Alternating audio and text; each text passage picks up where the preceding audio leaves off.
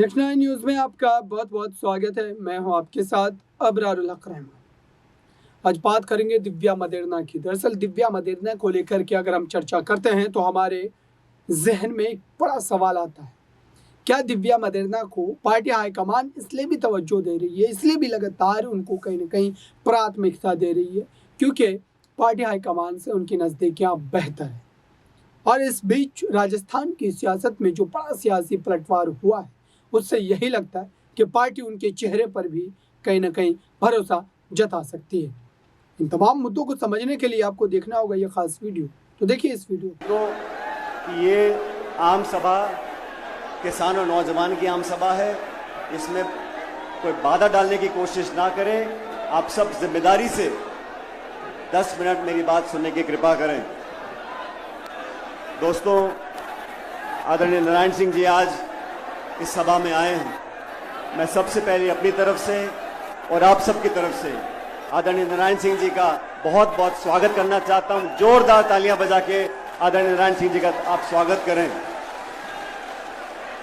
आदरणीय हेमाराम चौधरी साहब, सम्मान्य राजेंद्र गुडर जी, आदरणीय दीपेंद्र सिंह शेखावत साहब, खिलाड़ी बैरवा साहब, सुरेश मोदी जी, हरीश मीणा जी, राकेश पारेख साहब, मुकेश भाकर जी, रामनिवास गावड़िया जी, गिरिराज मलिंगा जी, इंद्रराज गुर्जर साहब, जीआर खटाना जी,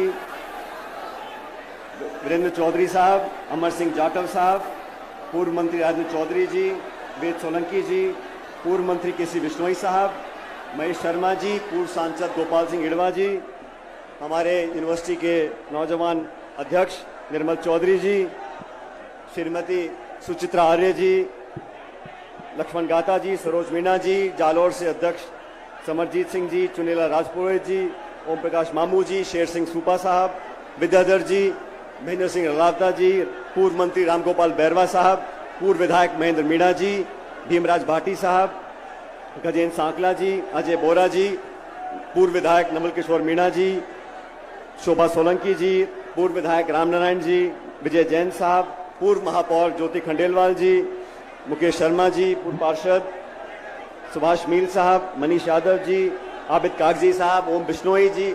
और इस जन संघर्ष यात्रा के समापन में आज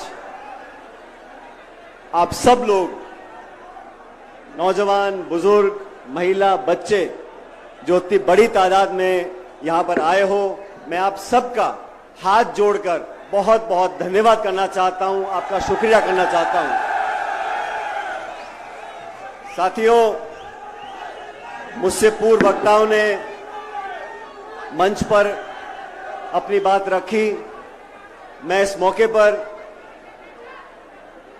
आपको बताना चाहता हूं क्या परिस्थितियां पैदा हुई, राजस्थान में क्या घटनाक्रम पैदा हुआ, जिसको लेकर इस यात्रा को हमने निकाला।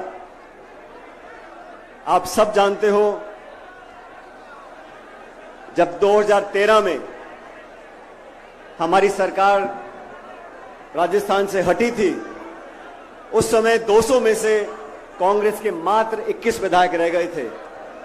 उस समय सोनिया गांधी जी, राहुल गांधी जी ने, मैं केंद्र सरकार का मंत्री था, मुझे जिम्मेदारी दी कि राजस्थान में पार्टी का बहुत बुरा हाल हो गया, आपको जाके पार्टी का अध्यक्ष बनना है।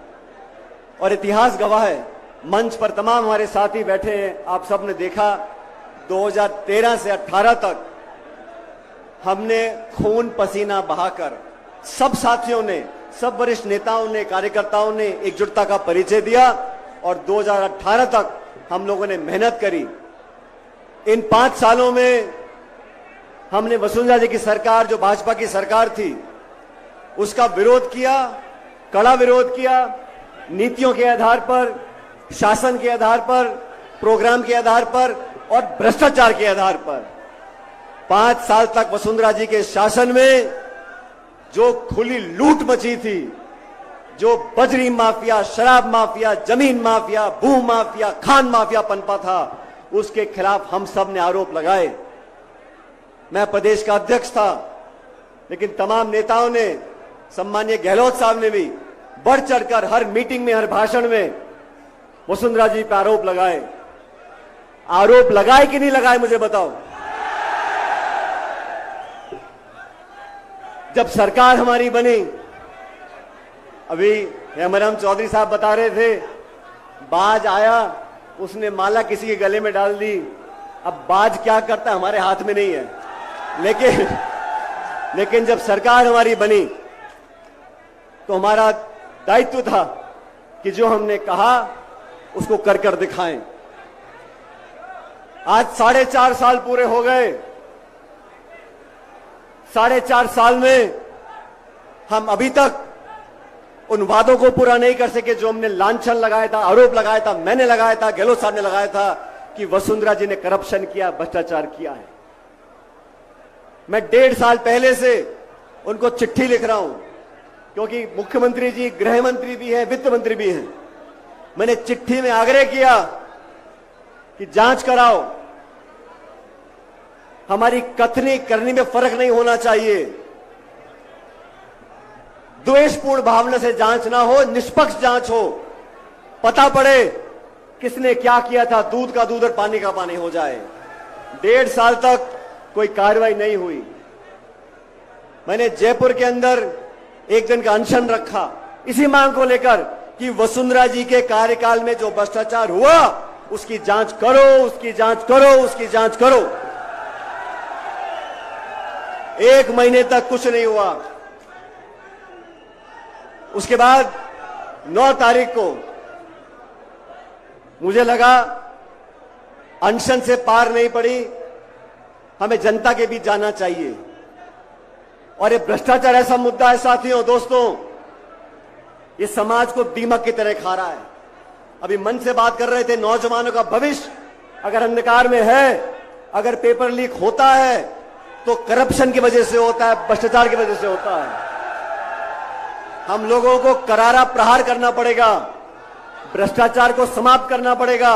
और जो धारणा बड़ी हुई है कि 5 साल भाजपा 5 साल कांग्रेस, इस धारणा को तोड़ने के लिए हमें दुनिया को दिखाना पड़ेगा कि हम जो कहते हैं वो कर कर दिखाते हैं।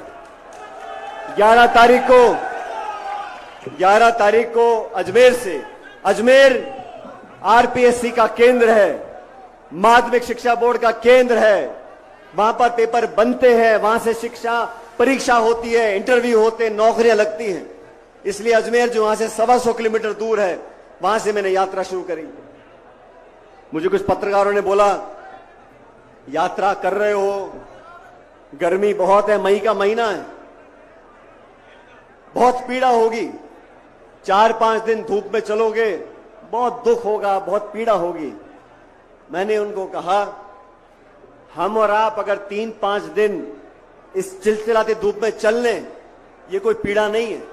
लेकिन वो लड़का लड़की जो पढ़ लिख कर 1-2 साल मेहनत करते हैं, कोचिंग करते हैं, ट्यूशन लेते हैं और किराए के मकान में रहकर लाखों रुपया खर्च कर एग्जाम लिखने जाते हैं, वो पेपर लीक हो जाता है, उसके बाद कैंसिल हो जाता है। अरे बार बार होता है, क्यों होता है? इसकी जड़ तक जाना पड़ेगा। पेपर लीक करने वाले दलाल के किराए के मकान पर बुलडोजर चलता है, लेकिन जो कटारा को गिरफ्तार किया है उसके मकान पे क्यों नहीं चलता बुलडोजर? कानून अपना काम कर रहा है।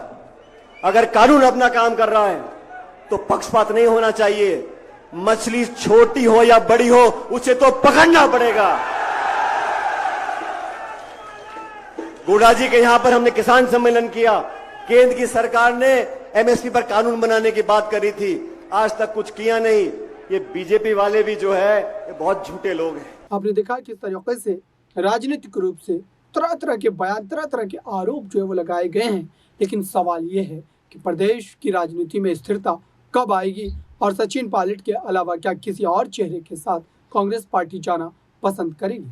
इस खास रिपोर्ट में इतना ही। देखते रहिए ताज़ा तरीन खबरों के लिए नेक्स्ट 9 न्यूज़ को। धन्यवाद।